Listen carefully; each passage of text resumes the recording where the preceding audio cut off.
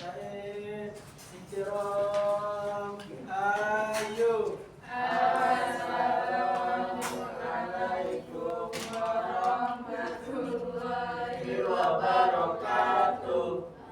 Gembiratu wa ridwanu ila yaumil qiyamah. Baik, assalamualaikum warahmatullahi wabarakatuh. Waalaikumsalam warahmatullahi wabarakatuh. Apa kabar semuanya ini sehat? Alhamdulillah sehat. Udah pada sarapan belum? Sudah. Sudah?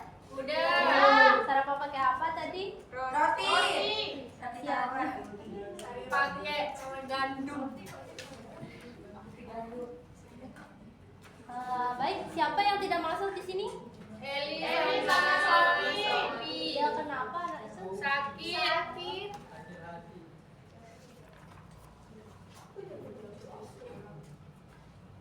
Baik, apa namanya?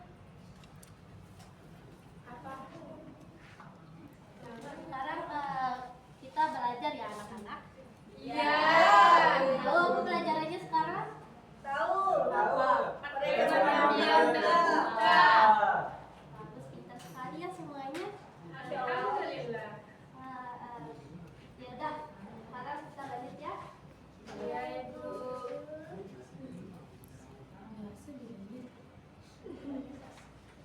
Siapa yang tahu di sini apa itu perekonomian terbuka? Nggak tahu? Kalian sering nggak? Sering ekspor apa namanya beli barang dari luar negeri? Nggak pernah. Dari Shopee? Ya. Kalian tahu apa itu perekonomian terbuka? Perekonomian terbuka itu adalah sistem ekonomi di mana suatu negara terlibat dalam perdagangan internasional, yaitu melalui ekspor dan impor atau dari jasa. Apa?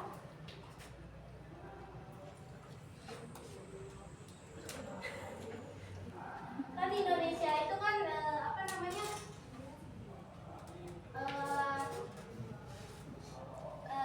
Indonesia apa Indonesia itu terlibat dalam perekonomian terbuka?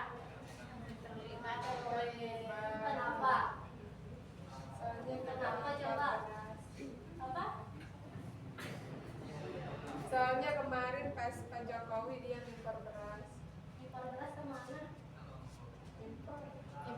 Oh, impor, iya. Di Indonesia itu juga apa namanya? Sering ekspor apa namanya itu? Yang di Kalimantan itu? Ya, kelapa sawit. Minyak. Ya, minyak juga. Apa juga? Ada yang sering ada nih, apa namanya? Impor tas branded. Anda mampu Ibu, kita masih sekolah. Ya, semoga kalian dimampukan nanti ya. Amin. Nanti pas jadi ibu. Nah, selanjutnya itu apa aja sih keuntungan perekonomian terbuka itu? Yang pertama itu memperluas kesempatan pasar bagi barang dan jasa domestik, yaitu apa namanya? Kita Indonesia itu tidak hanya menjual dari ke negara ke sesama Indonesia aja, ke apa namanya daerah-daerah Indonesia saja, tapi kita bisa memperluas pasar ke luar negeri. Misalnya apa namanya? Yang sering tadi itu yang mengekspor apa namanya? Mengekspor kelapa sawit ke luar negeri gitu. Yang kedua itu meningkatkan efisiensi dan inovasi melalui kompetisi internasional. Yang selanjutnya itu memungkinkan negara untuk mengimpor barang atau teknologi yang tidak dapat diproduksi secara efisien di dalam negeri. Misalnya contohnya apa coba? Motor. Kan Indonesia tidak bisa memproduksinya sendiri. Jadinya dia mengekspor dari negara Jepang. Seperti Yamaha. Selalu di Jepang.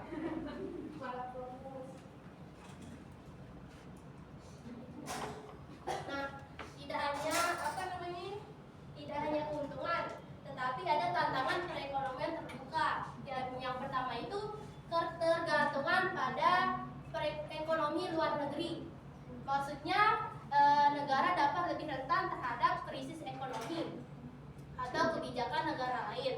Misalnya terdapat perang dunia seperti yang di Ukraina dan Rusia kemarin tuh. Kan di Indonesia juga terdampak ya. Misalnya naiknya harga barang-barang gitu, seperti mie Indomie, karena kan di sana dia gandum. Yang kedua itu produk lokal sulit bersaing dengan produk impor yang lebih murah. Ngerti kali ini? Enggak. Maksudnya itu produk lokal sulit bersaing dengan produk impor yang lebih murah. Misal nih Pina. Misal ada yang produk luar negeri yang lebih murah, pasti Pina membeli yang lebih murah daripada barang yang diproduksi di dalam negeri yang sendiri yang lebih mahal gitu. Yang selanjutnya itu investasi asing dapat menyebabkan eksploitasi berlebihan. Nah, selanjutnya itu apa aja sih faktor yang mempengaruhi perdagangan internasional, yaitu memperoleh barang yang tidak dihasilkan di dalam negeri. Misal apa ya? Mesin. Misal kita tidak kan di Indonesia itu misal tidak bisa memproduksi apa coba? Motor, mobil, pesawat itu tidak bisa kan? Mesinnya nggak bisa. Jadi negara Indonesia itu mengimpor barang-barang tersebut dari luar negeri agar kebutuhan di Indonesia itu tercukupi. Yang kedua itu memperluas pasar. Kita tidak hanya berdagang di Indonesia aja. Jadi kita bisa memperluas pasar di luar negeri sehingga perekonomian di Indonesia itu semakin baik. Ya. Yang selanjutnya itu memproduksi teknologi modern seperti iPhone, barang-barang elektronik itu kan kayak jarang kita bisa jadinya kita impor dari negara lain.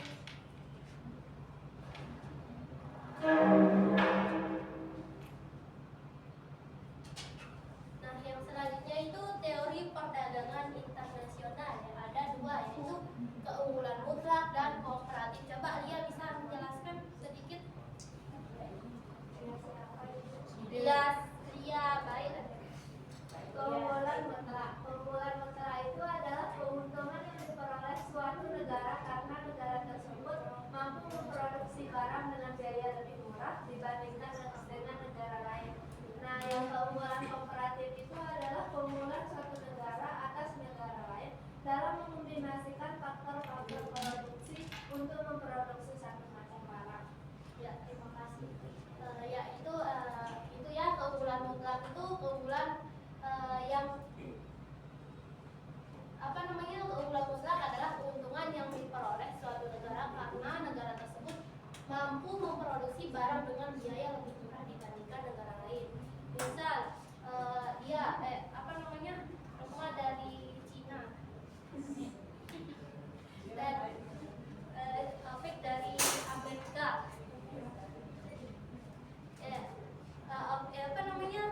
Rumah ini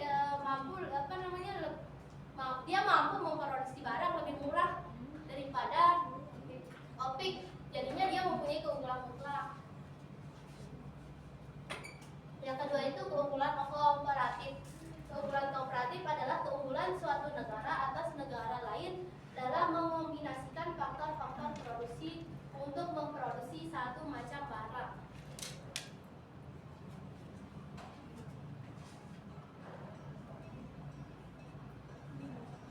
Nah, selanjutnya itu kebijakan perdagangan internasional, yaitu yang pertama itu kebijakan perdagangan bebas. Apa itu perdagangan bebas? Coba Opik. Perdagangan bebas adalah sistem perdagangan antar negara yang berlangsung tanpa hambatan atau pembatasan seperti tarif, kota, dan regulasi lainnya yang menghalangi arus barang, jasa, dan investasi, Dalam perdagangan bebas, negara-negara mengizinkan produk asing masuk tanpa beban pajak tambahan atau batasan kuantitas, sehingga tercipta pasar yang lebih terbuka dan kompetitif. Ya, betul sekali. Yang kedua itu apa coba? Kebijakan perdagangan proteksionis. Coba lalu Muhammad Said coba. Kebijakan perdagangan Proteksionis.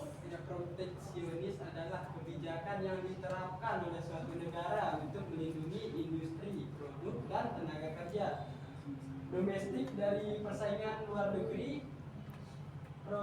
Proteksionisme dilakukan dengan membatasi impor barang dan jasa melalui berbagai instrumen seperti tarif, kuota, atau regulasi ketat, sehingga produk dalam negeri memiliki peluang lebih besar di pasar domestik. Ya, jadi lihat ya perbedaannya itu pasar bebas dan perdagangan kebijakan perdagangan bebas dan kebijakan perdagangan proteksionisme. Yang perdagangan bebas itu kan dia tidak dibatasi, tidak ada hambatan seperti tarif, kuota, regulasi dan lainnya yang menghalangi arus barang dan jasa dan investasi.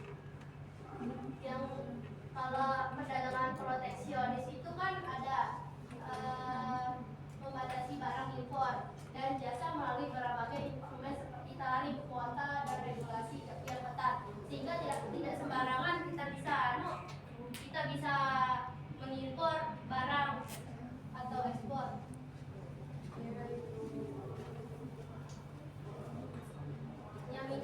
Yang selanjutnya itu politik dumping. Ini salah satu kebijakan perdagangan internasional. Coba Nita Wijayanti coba jelaskan dulu politik dumping itu apa. Politik dumping adalah strategi perdagangan internasional di mana suatu negara atau perusahaan menjual produk di pasar luar negeri dengan harga yang lebih rendah daripada harga di pasar domestiknya, atau bahkan lebih rendah dari biaya produksinya. Di sini tujuan utama dumping adalah untuk memenangkan persaingan, menguasai pasar asing, dan melemahkan produsen lokal di negara tujuan. Nah, terima kasih. Nah, di sini politik dumping adalah strategi perdagangan internasional di mana suatu negara atau perusahaan menjual produk di pasar luar negeri dengan harga yang lebih rendah daripada harga pasar di negaranya sendiri, atau bahkan lebih rendah dari biaya produksinya. Tujuan utamanya adalah untuk memenangkan persaingan, menguasai pasar asing, dan melemahkan produsen lokal di negara tujuan. Ini bisa rugi nggak sih kalau kita kayak gini caranya? Soalnya kan dia biaya dan produksinya, dia jual barang itu dengan harga yang lebih rendah daripada biaya produksinya. Misal biaya produksinya 5.000, dia jual 4.000, jadinya mana?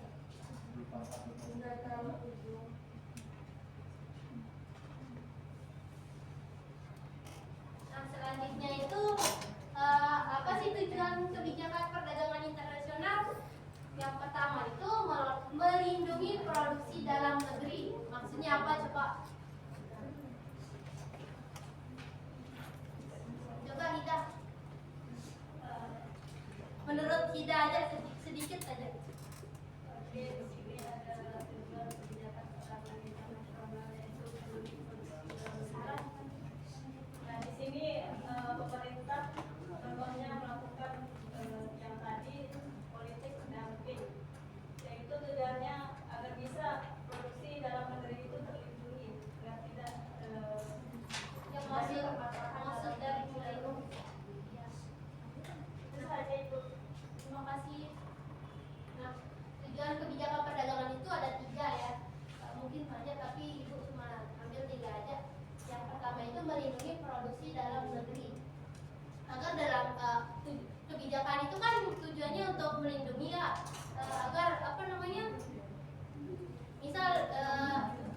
misal kita di dalam negeri itu ada produksi di luar negeri juga ada. Terus dia mau mengimpor ke negara kita, negara Indonesia. Terus untuk melindungi produknya Indonesia itu kita harus membuat kebijakan perdagangan internasional agar kita tidak rugi. Yang kedua itu meningkatkan pendapatan negara. Berarti kan pendapatan negara biar bertambah. Yang ketiga itu mengendalikan ekspor dan impor.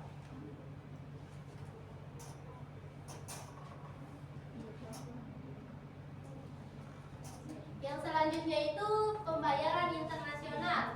Yang pertama itu cash payment. Yang sering belanja cash di sini siapa? Atau COD aja? Lita kayaknya sering COD. Ya, saya sering COD, Ibu. COD apa Lita? Baju, celana, makanan juga. Ceker ya Lita. Ya, ceker mercon. Nah, pembayaran internasional itu sini ada yang pertama itu cash payment.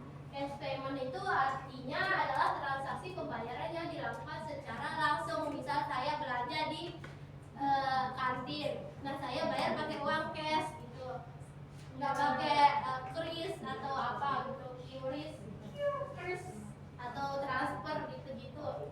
Dalam metode ini pembeli menyerahkan uang tunai kepada penjual sebagai imbalan atas barang atau jasa yang dibeli. Yang selanjutnya itu yang kedua open account. Ini maksudnya itu metode pembayaran dalam perdagangan internasional di mana barang atau jasa dikirimkan kepada pembeli sebelum dilakukan pembayaran. Dia apa namanya? Rizal membeli barang, tapi Rizal belum bayar, tapi Rizal dikirimkan dulu bayar. Nah kalau COD itu lah kan ini saya beli, Rizal datang nih, saya langsung bayar. Ini enggak, dia kirimin barangnya dulu, terus memberikan waktu apa namanya kepada pembeli itu untuk melakukan pembayaran setelah barang diterima selama biasanya itu periodenya 30, 60 atau 90 hari, jadi hutang ya. COD dulu itu ya gitu. Dia memberikan tenggang waktu untuk membayarnya, jadi tidak langsung dibayar itu.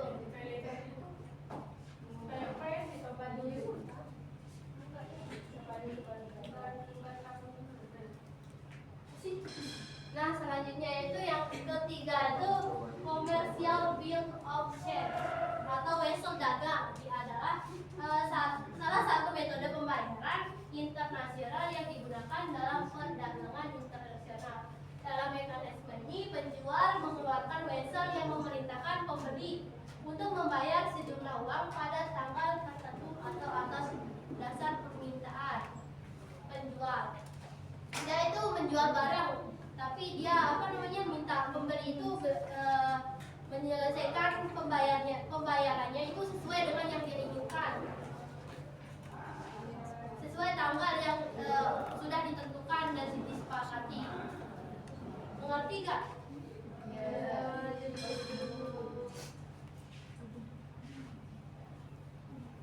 Yang selanjutnya itu pasar valuta asing.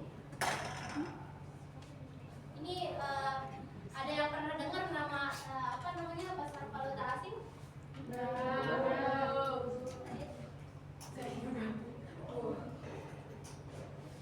Nah, pasar valuta asing ini atau disebut dengan foreign market adalah pasar global atau pasar dunia yang memperdagangkan mata uang dari berbagai negara. Pasar ini merupakan salah satu pasar keuangan terbesar di dunia dengan volume transaksi terbesar, sangat besar setiap harinya. Coba apa mata uang dunia? Coba ada yang tahu nggak? Nggak ada tahu. Pinter kalian ya? Ya, masalah uang. Oh, kalau masalah uang udah pinter semuanya. Kalau ya mata uang dunia itu sekarang dolar ya. Kalau dolar apa namanya? Kan dolar itu mempengaruhi kan nilai tukar rupiah sekarang.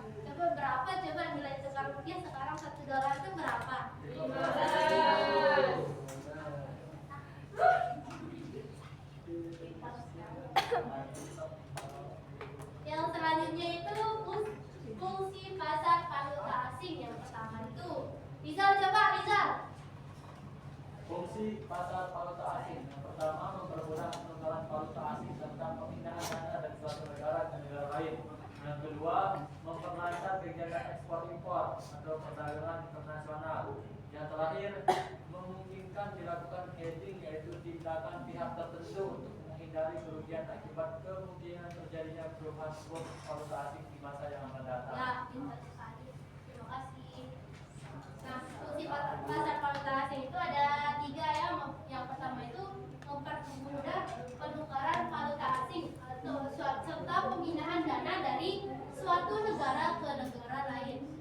Proses penukaran atau pemindahan dana ini dapat dilakukan dengan sistem clearing atau dilakukan oleh bank serta para pedagang. Yang kedua itu memperlancar kegiatan ekspor impor dan atau perdagangan internasional agar lebih mudah ya kita melakukan ekspor impor. Yang ketiga itu memungkinkan dilakukannya hedging atau yaitu tindakan pihak tertentu untuk menghindari kerugian akibat kemungkinan terjadinya perubahan kurs valuta asing di mana yang akan datang, di masa yang akan datang.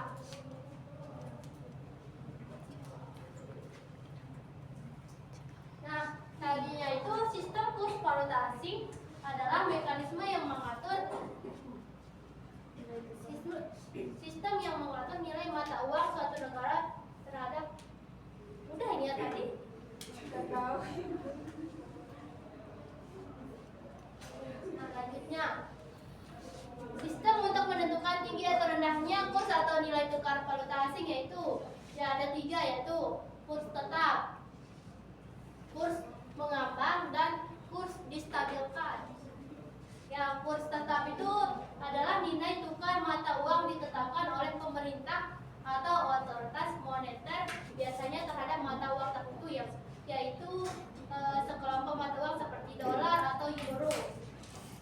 Nilai tukar dijaga stabil melalui intervensi bank sentral di pasar valuta asing.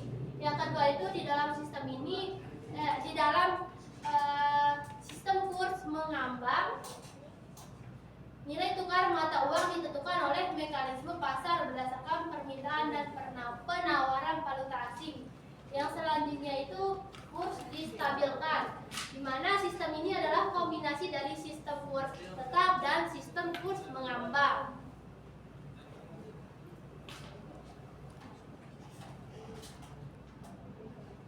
Nah, selanjutnya itu ini materi terakhir ya.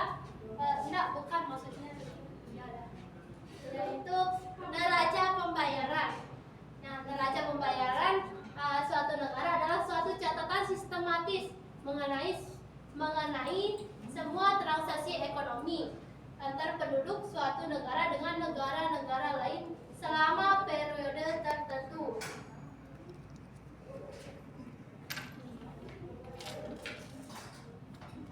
Nah, di sini ada 3 komponen neraca pembayaran. Yang pertama itu neraca barang, neraca jasa, dan neraca modal. Nah, neraca barang ini adalah suatu alat analisis ekonomi yang digunakan untuk mencatat dan mengevaluasi arus masuk dan keluar barang dalam satu wilayah atau negara selama periode tertentu. Yang neraca jasa yaitu adalah suatu alat analisis ekonomi yang mencatat dan mengukur transaksi jasa antara suatu negara dengan negara lainnya. Nah, yang terakhir itu neraca modal adalah bagian dari neraca pembayaran yang mencatat transaksi yang berhubungan dengan aliran modal atau investasi antara suatu negara dengan negara lainnya.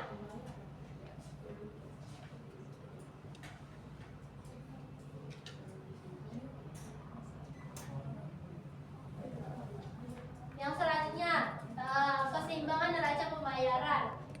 Coba Rizal,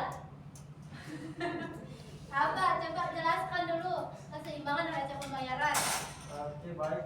Keseimbangan neraca pembayaran adalah pembayaran merujuk pada kondisi di mana total transaksi internasional suatu negara atau termasuk perdagangan barang dan jasa investasi serta transfer keuangan, tercatat seimbang antara debit dan kreditnya. Harus seimbang ya neraca pembayarannya. Selanjutnya itu nih di sini apabila neraca pembayaran surplus dalam neraca pembayaran terjadi ketika total penerimaan dari transaksi internasional, ekspor barang dan jasa, investasi, transfer dan uang dan lain-lain lebih besar daripada total pengeluaran, impor barang dan jasa, pembayaran bunga, pengambilan modal dan lain-lain. Surplus menunjukkan bahwa negara tersebut menerima lebih banyak uang dari luar negeri daripada yang dibayarkan ke luar negeri. Kalau surplus itu baik apa enggak? Bagus apa enggak? Kalau surplus pembayaran, kenapa enggak? Bagus, Ya, bagus kenapa? Coba kalau bagus. karena total penerimaan transaksi lebih besar daripada total pengeluaran. Ya, pintar sekali Rizal. Ya. Tepuk tangan dulu, tepuk tangan. Nah, sementara itu defisit dalam neraca pembayaran terjadi ketika total pengeluaran negara atau untuk transaksi internasional, barang impor dan lain-lain lebih besar daripada total penerimaan dari luar negeri. Defisit ini menunjukkan bahwa negara lebih banyak membayar untuk impor dan kewajiban internasional lainnya daripada diterima di luar negeri. Mengerti kan apa itu surplus dan defisit? Jadinya kalau negara mau untung harus apa? Surplus. Nah, harus neraca pembayarannya harus surplus.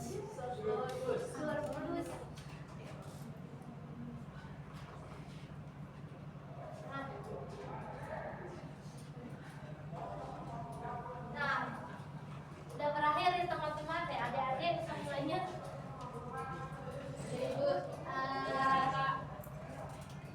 Coba kita simpulin dulu ya. Siapa yang menyimpulkan? Ibu. Nah, saya mau kalian. Apa kalian nyuruh saya? Yuk terus. Perdagangan internasional merupakan perdagangan yang terjadi antar negara. Faktor pendorong perdagangan internasional adalah mendapatkan barang yang tidak dapat diproduksi di dalam negeri, memperluas pasar, mengimpor teknologi modern, dan memperoleh manfaat dari spesialisasi. Unggulan mutlak adalah keunggulan yang diperoleh oleh suatu negara karena mampu memproduksi barang dengan biaya lebih murah daripada negara lain. Keunggulan komparatif adalah keunggulan suatu negara atas negara lain dalam mengombinasikan faktor-faktor produksi untuk menghasilkan suatu barang. Ya, terima kasih ya untuk Rosmiati sudah menyimpulkan materi pada pagi hari ini. Kalian mau dikasih tugas nggak? Nah, Tapi saya mau kasih kalian gimana? ya kasih ke ibu biar banyak tugasnya. Ya udah, tugasnya dikumpulin minggu depan, yaitu kalian cari barang-barang ekspor dan impor